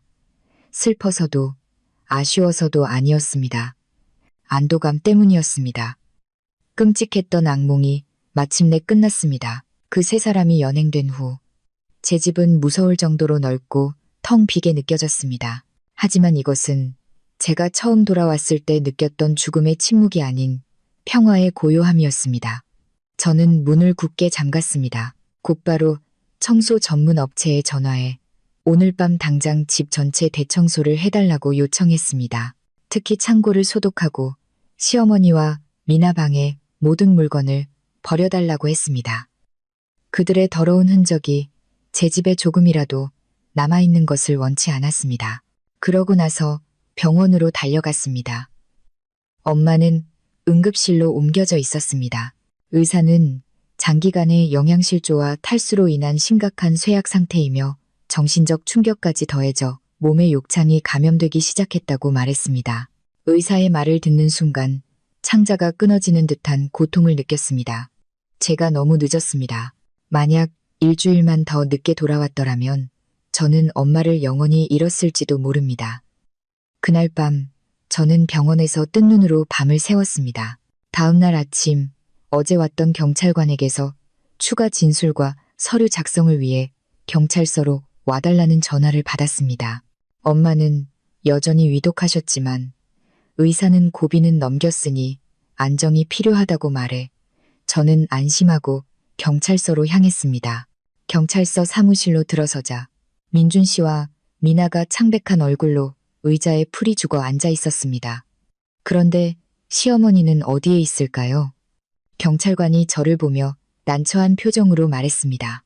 박서연 씨, 오셨군요. 앉으시죠.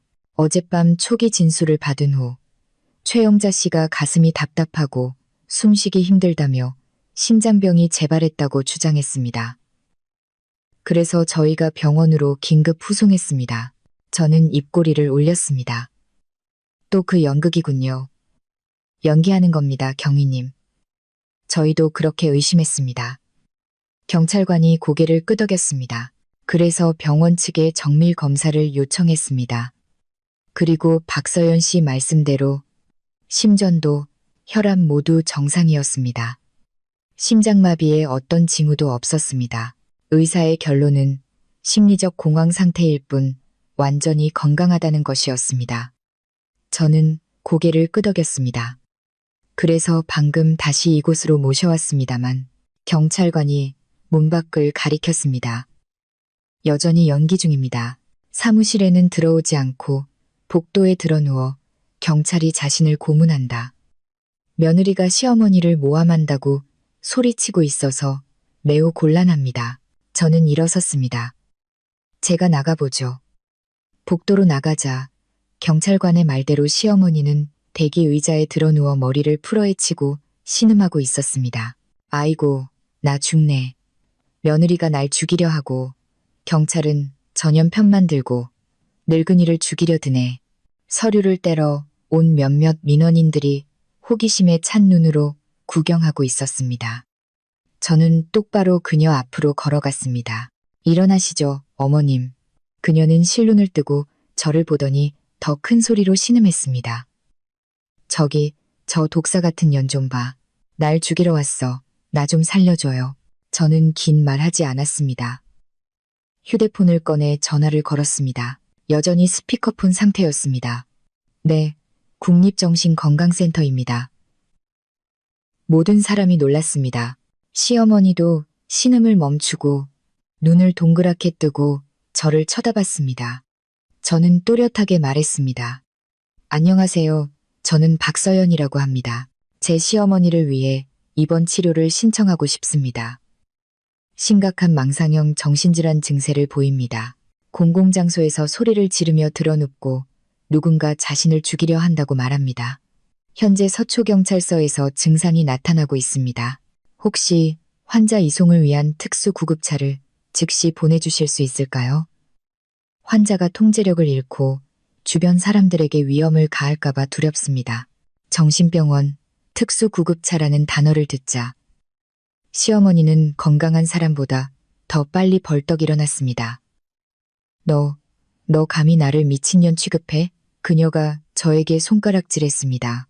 저는 차갑게 웃으며 휴대폰을 들어보였습니다. 어라, 심장병은 다 나으셨나 봐요. 아주 건강해 보이시네요. 저한테 욕도 하시고 주변 사람들은 그제야 상황을 파악하고 수군거리기 시작했습니다. 세상에, 꾀병이었어. 정말 지독한 사람이네. 경찰까지 속이려고 하고. 시어머니는 창피함에 얼굴이 붉어졌다가 이내 창백해졌습니다. 그때 경찰관이 나와서 그녀에게 사무실로 들어오라고 말했습니다. 의사는 최영자 씨가 완전히 건강하다고 결론 내렸습니다. 계속해서 소란을 피우시면 공공질서 문란 혐의로 입건하겠습니다. 그러면 죄가 더 무거워질 겁니다. 막다른 길에 몰리고 제게 연극이 탄로나 망신을 당한 시어머니는 다른 방법이 없었습니다. 그녀는 저를 불에 타버릴 듯한 눈으로 쏘아보고는 힘없이 일어나 사무실로 들어갔습니다. 그녀의 연극은 완전히 실패했습니다. 저는 그들이 경찰과 어떻게 이야기하는지 관심 없었습니다. 이미 모든 증거를 제출했습니다. 참고 영상, 곰팡이 핀 밥그릇, 미나가 찍은 영상, 병원에서 발급받은 엄마의 초기 상해 진단서, 그리고 그들이 엄마에게서 빼앗은 5천만 원의 이체 내역까지. 모든 것은 너무나 명백했습니다. 저는 엄마가 있는 병원으로 돌아갔습니다. 엄마에게는 제가 필요했습니다. 하지만 이야기가 경찰서에서 끝날 줄 알았던 것은 제 착각이었습니다. 제가 사는 동네는 고급 주택가였지만 호기심 많은 사람들로 가득했습니다. 한밤중에 경찰차와 구급차가 사이렌을 울리며 시댁 식구 3명을 연행해 간 사건은 뜨거운 뉴스가 되었습니다. 동네 CCTV와 이웃집 블랙박스에 모든 것이 찍혔습니다. 이틀 후 한 인터넷 연예 매체에 충격적인 기사가 실렸습니다. 성공한 여성 CEO, 시댁 식구들의 친모 학대 고발, 중세 시대처럼 창고에 감금. 기사는 제 이름과 주소를 익명으로 처리했지만 묘사는 너무나 상세했습니다. 시어머니가 경찰서에서 드러누운 모습, 민준 씨가 무릎 꿇고 애원하는 모습, 초췌한 엄마가 구급차에 실려가는 모습까지, 그리고 어떤 경로인지는 몰라도 미나가 엄마가 음식을 훔쳐 먹는 장면을 촬영한 영상과 그녀의 악의적인 코멘트까지 기사에 포함되어 있었습니다. 소셜미디어에 폭풍이 몰아쳤습니다. 네티즌들은 저를 찾아 나섰고 그들의 힘으로 제가 누구인지, 제 회사와 직책이 무엇인지, 그리고 당연히 제 남편이 누구이며 어디서 일하는지를 알아내는 것은 어렵지 않았습니다. 사회 전체가 분노했습니다. 사람들은 민준 씨의 가족을 악마 가족이라고 불렀습니다. 시어머니는 대한민국 최악의 시어머니, 미나는 인간성을 상실한 시누이라고 불렸습니다.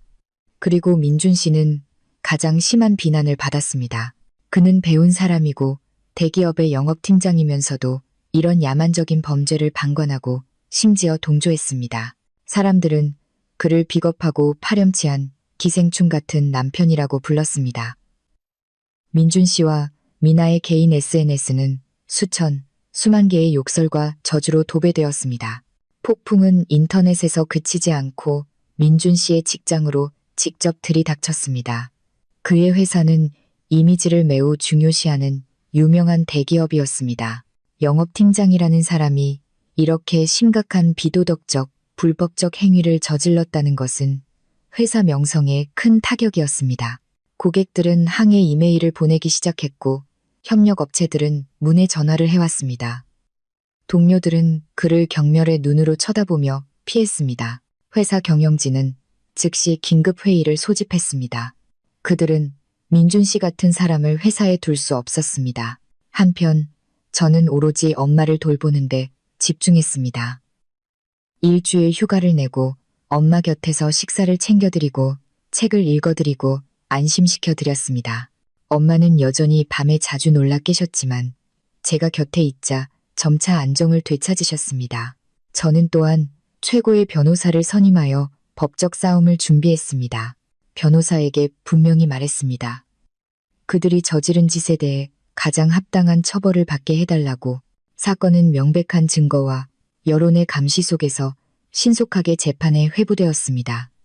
저는 재판에 참석하지 않았습니다. 그들의 얼굴을 보고 싶지 않았습니다. 엄마도 마찬가지였습니다. 모든 것을 변호사에게 위임했습니다. 선고일, 저는 뉴스로 결과를 확인했습니다. 주범 역할을 한 시어머니는 학대, 재산 갈취, 불법 감금 혐의로 징역 3년을 선고받았습니다. 그녀의 모든 꾀병과 눈물은 명백한 증거 앞에서 무용지물이었습니다. 적극적인 공범이었던 미나는 영상 촬영, 학대 방조 및 모욕 혐의로 징역 2년에 집행유예 3년을 선고받았고 엄마에게 정신적 피해에 대한 거액의 위자료를 배상해야 했습니다. 그리고 제 남편 민준 씨, 법원은 그가 범죄를 은폐하고 위험에 처한 사람을 구하지 않은 혐의 유기치, 사상죄가 있다고 판결했습니다. 그는 엄마가 갇힌 사실과 건강 상태를 명확히 알고 있었음에도 불구하고 저에게 의도적으로 거짓말을 하고 엄마를 방치했습니다. 그는 징역 1년 6개월을 선고받았습니다. 그들이 저지른 짓에 비하면 너무나 가벼운 형벌이었지만 변호사는 한국의 법체계 하에서 이는 매우 엄중하고 경고적인 판결이라고 말했습니다. 저는 받아들였습니다. 법의 심판만이 유일한 처벌이 아니라는 것을 알았기 때문입니다. 사회의 심판, 양심의 심판이야말로 그들을 평생 따라다닐 것이었습니다. 징역형을 선고받자 시어머니는 법정에서 정말로 기절했습니다.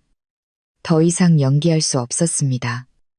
그녀는 법정에서 교도소로 직행했습니다. 민준 씨도 마찬가지였습니다. 그는 판결을 듣고 완전히 무너졌습니다. 멋진 팀장에서 이제는 죄수가 되어 수갑을 찬 채 고개를 숙였습니다. 정의는 늦었지만 마침내 실현되었습니다. 처벌은 거기서 끝나지 않았습니다. 재판 결과가 나오자마자 민준 씨의 회사는 심각한 도덕적, 윤리적 규정 위반을 이유로 그를 즉시 해고한다고 발표했습니다. 그는 직장을 잃었습니다. 집행유예와 씻을 수 없는 오명을 얻은 미나는 그 어떤 곳도 그녀를 받아주지 않았습니다. 그들이 누렸던 모든 것은 사라졌습니다. 모범수로 감형받아 출소한 민준 씨에게는 아무것도 남지 않았습니다.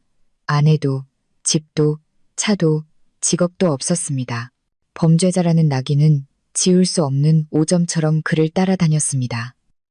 시어머니도 만기 출소했지만 교도소 생활로 건강이 완전히 망가졌습니다. 예전의 거만함은 사라지고 신경질적인 노인네만 남았습니다. 그들 세모자는 어디로 갔을까요? 시어머니가 항상 쥐구멍이라고 비웃던 시골의 낡고 허름한 연립주택으로 돌아갔습니다. 15제곱미터도 안 되는 어둡고 축축한 방에서 서로 부대끼며 살아야 했습니다. 그들이 엄마를 가뒀던 창고와 거의 비슷한 환경이었습니다. 제 돈으로 호의호식하던 삶에서 이제는 스스로 한 푼 한 푼 벌어야 했습니다. 미나는 공장에서 일해야 했고 전직 팀장이었던 민준 씨는 배달 대행 기사로 하루 벌어 하루 먹고 살아야 했습니다. 창피해서 항상 마스크로 얼굴을 가리고 다녔습니다. 그들은 모든 것을 잃었습니다. 돈, 명예, 사회적 지위, 그리고 이웃들의 경멸 속에서 살아야 했습니다. 적이 저 악독한 집안 말이야. 마누라 등쳐먹고 장모까지 해친 놈. 그것이야말로 가장 무거운 평생 동안 계속될 형벌이었습니다. 가끔 그들이 후회할까 궁금했지만 더 이상 신경 쓰지 않았습니다. 그들은 제 세상에서 완전히 사라졌습니다. 1심 재판이 끝나자마자 저는 이혼 소송을 제기했습니다. 민준 씨를 만날 필요도 대화할 필요도 없었습니다. 모든 절차를 변호사에게 맡겼습니다. 그가 형사 처벌을 받은 증거, 엄마를 학대하는데 동조한 사실, 그리고 그날 밤 저를 때린 폭행 사실까지 법원은 신속하게 우리의 이혼을 판결했습니다. 집은 제 혼전 재산이었기에 재산 분할도 없었습니다. 화창한 어느 날 이혼 판결문을 받았습니다. 종이를 손에 들자 몸이 가벼워지는 것을 느꼈습니다. 법원에서 바로 병원으로 향했습니다. 엄마는 많이 회복하셨지만 여전히 걷기 위해 물리치료가 필요했습니다. 병실로 들어서며 미소 지었습니다. 엄마, 저 왔어요. 엄마도 웃으셨습니다. 엄마의 미소는 한결 밝아져 있었습니다. 저는 침대 옆에 앉아 엄마의 손을 잡았습니다. 다 끝났어요. 엄마. 엄마는 저를 보셨습니다. 그 눈빛은 모든 것을 이해하고 있었습니다. 이혼했니, 딸아? 제가 고개를 끄덕였습니다. 네, 이제 저 자유예요. 우리 모녀, 이제 아무도 방해할 사람 없어요. 엄마는 아무 말 없이 제 머리카락을 쓰다듬으셨습니다. 눈물이 흘러내렸습니다. 내 딸, 고생했다. 남편을 얻은 게 아니라 악마들을 집에 들였구나. 괜찮아요. 엄마, 제가 엄마를 안았습니다. 비싸지만 그만한 가치가 있는 교훈이었어요. 중요한 건 이제 우리 둘이 함께 있다는 거예요. 저는 아버지를 이미 잃었어요. 엄마까지 잃을 수는 없어요. 이제부터는 오직 엄마를 위해서만 살 거예요. 엄마는 고개를 끄덕이셨습니다. 우리 모녀는 서로를 안고 울었습니다. 하지만 그것은 해방의 눈물이었습니다. 엄마가 퇴원하시던 날, 저는 엄마의 방을 새로 꾸몄습니다. 낡은 가구는 모두 버리고 완전히 새로운 가구로 채웠습니다. 엄마가 좋아하시는 난초를 많이 사서 베란다에 가득 걸어두었습니다. 정원도 조경사를 불러 다시 푸르게 가꿨습니다. 민준 씨가 타던 낡은 차는 팔아버리고 더 승차감이 좋은 새 차로 바꿨습니다. 엄마, 앞으로는 제가 직접 운전해서 모시고 다닐게요. 어디든 가고 싶으신 곳, 제가 다 모시고 갈게요. 제 인생은 새로운 장을 열었습니다. 엄마를 퇴원시킨 후 한 달 더 휴가를 냈습니다. 회사 일은 부사장에게 맡길 수 있지만 엄마는 누구에게도 맡길 수 없었습니다. 처음 며칠간 엄마는 여전히 큰 소리가 나거나 어두워지면 깜짝깜짝 놀라셨습니다. 육체의 상처는 아물 수 있지만 마음의 상처는 더 많은 시간이 필요했습니다. 저는 모든 시간을 엄마를 위해 썼습니다. 집은 대청소를 마쳐 그 사람들의 흔적은 조금도 남지 않았습니다. 시어머니가 앉아서 욕을 퍼붓고 민준 씨가 무릎 꿇고 애원하던 거실의 비싼 소파는 버렸습니다. 대신 엄마가 좋아하시는 스타일의 소박하고 아늑한 원목 가구로 바꿨습니다. 시어머니와 미나의 방은 벽을 터서 정원이 내다보이는 큰 유리창이 있는 다도실 겸 서재로 만들었습니다. 악취나던 창고는 허물고 그 자리에 난초 온실을 지었습니다. 저는 요리를 배웠습니다. 예전에는 돈 버는 것밖에 몰랐고 집안일은 모두 남에게 맡겼습니다. 이제는 제가 직접 시장에 가서 채소와 생선을 고릅니다. 엄마가 좋아하시는 된장찌개, 갈비찜, 삼계탕을 배웠습니다. 엄마가 곰팡이 핀 밥을 삼켜야 했던 날들을 한 끼 한 끼의 식사로 보상해드리고 싶었습니다. 엄마가 맛있게 식사하시고 얼굴에 혈색이 도는 것을 볼 때마다 제 마음도 위로를 받았습니다. 매일 아침 저는 엄마를 부축해 정원에서 물리치료를 했습니다. 감금되었던 날들 이후 엄마의 다리는 많이 약해져 있었습니다. 한 걸음, 한 걸음 저는 인내심을 갖고 엄마를 부축했습니다. 엄마, 힘내세요. 한 걸음만 더. 제가 있잖아요. 절대 안 넘어져요. 엄마는 제 손을 굳게 잡고 미소 지으셨습니다. 폭풍우를 겪은 후 우리 모녀의 정은 더욱 단단해졌습니다. 저녁에는 사교 모임 대신 집에서 엄마와 함께 오래된 영화를 보고 과일을 먹었습니다. 때로는 엄마가 옛날 이야기, 제가 어렸을 적, 아버지가 살아계셨을 때의 이야기를 들려주셨습니다.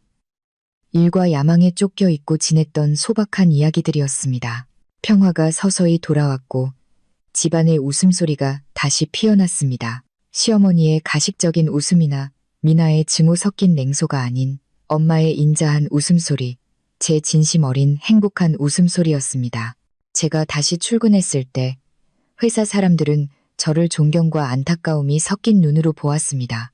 그들은 많이 묻지 않았지만 제가 무슨 일을 겪었는지 모두 이해하고 있었습니다. 저는 이전보다 더 결단력 있게 일했지만 일에 미쳐 살지는 않았습니다. 오후 5시가 되면 칼같이 컴퓨터를 끄고 집으로 엄마에게로 돌아갔습니다. 성공, 돈, 이 모든 것은 가장 사랑하는 사람이 안전하고 행복하지 않다면 아무 의미가 없다는 것을 깨달았습니다. 가끔 민준 씨 가족에 대한 소식을 건너 듣기도 했습니다. 그들이 힘들게 사회에서 버림받고 산다는 이야기. 하지만 그 소식은 더 이상 제 마음에 파문을 일으키지 않았습니다. 그들은 죗값을 치렀고 제 인생에서 완전히 지워졌습니다. 우리 모녀의 새로운 삶은 이미 시작되었습니다.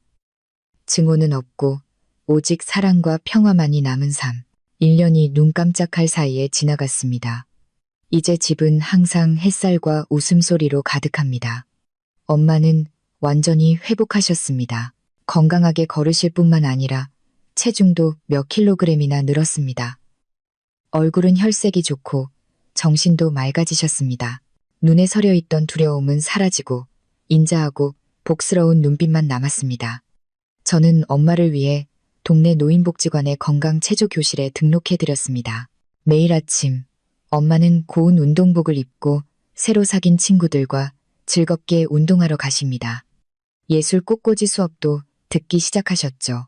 엄마가 만들어 오신 작품은 제가 소중하게 거실에 장식합니다. 엄마는 뒤늦게나마 진작에 누리셨어야 할 진짜 노년의 즐거움을 되찾으셨습니다. 제 일도 여전히 성공적이었습니다. 그 사건 이후 더 강해진 제 모습에 사업 파트너들은 저를 더욱 존중했습니다. 하지만 스스로에게 약속했듯이 다시는 일이 제 모든 시간을 차지하게 두지 않았습니다. 주말에는 절대로 일하지 않았습니다. 차를 몰아 엄마를 절에 모시고 가거나 교회로 나가 맑은 공기를 쐬었습니다. 한 번은 엄마가 제 손을 잡고 물으셨습니다. 서연아, 너 다시 좋은 사람 만날 생각은 없니? 너는 아직 젊은데 내가 세상을 떠나면 네가 혼자 남을까봐 걱정이야. 저는 웃으며 고개를 저었습니다. 그런 생각 안 해요, 엄마. 저는 한 번 실수했어요. 겉모습과 능력만 보고 가장 중요한 인격과 인간성을 보지 못했어요. 지금은 이렇게 사는 것만으로도 충분해요. 엄마가 곁에 계시니 저는 모든 것을 가진 셈이에요. 언젠가 좋은 인연이 다시 찾아올지도 모르지만 더 이상 서두르거나 환상을 품지 않습니다. 저는 제 자신을 사랑하는 법과 가장 사랑받을 자격이 있는 사람, 바로 우리 엄마를 사랑하는 법을 배웠습니다. 그해 가을, 제가 돌아온 지 1년이 되던 날, 저는 특별한 계획을 세웠습니다. 평생 꽃구경을 가보고 싶어 하셨던 엄마를 위해 강원도로 여행을 예약했습니다. 우리 모녀가 수국이 만발한 꽃밭 한가운데 섰을 때 엄마는 우셨습니다. 고맙다, 서연아. 내가 이런 날이 올 거라고는 상상도 못했어. 제가 엄마를 안았습니다. 엄마, 이제 시작일 뿐이에요. 제가 다 보상해 드릴게요. 엄마가 가고 싶어 하시는 곳 다 모시고 갈게요. 엄마가 건강하고 즐거우시면 그게 제 가장 큰 행복이에요. 그날 오후 우리는 호숫가 작은 카페에 앉아 있었습니다. 잔잔한 호수를 바라보며 제 마음도 평온해졌습니다. 저는 폭풍우를 지나왔습니다. 배신과 고통의 극한을 맛보았습니다. 하지만 저는 쓰러지지 않았습니다. 일어서서 엄마를 위한 정의를 되찾고 제 자신의 삶을 되찾았습니다. 평온, 지금 제가 가장 선명하게 느끼는 두 글자였습니다. 부유함도 지위도 아닌 엄마 곁에 앉아 엄마의 미소를 보는 것. 그것이 진정한 평온이었습니다. 서울로 돌아온 후 우리의 삶은 평온하게 계속되었습니다. 차갑던 빌라는 이제 진정한 보금자리가 되었습니다. 저는 여전히 성공한 여성 CEO지만 더 중요한 것은 효심 깊은 딸이라는 사실입니다. 그리고 저는 압니다. 밖에서 어떤 풍파가 몰아쳐도 집에 돌아오면 따뜻한 밥상 앞에서 저를 기다리는 엄마가 계시기에 모든 피로가 눈 녹듯 사라진다는 것을, 효심과 강인함이 모든 것을 이겨냈습니다. 인생은 우리 모녀에게 우리가 마땅히 받아야 할 것을 돌려주었습니다.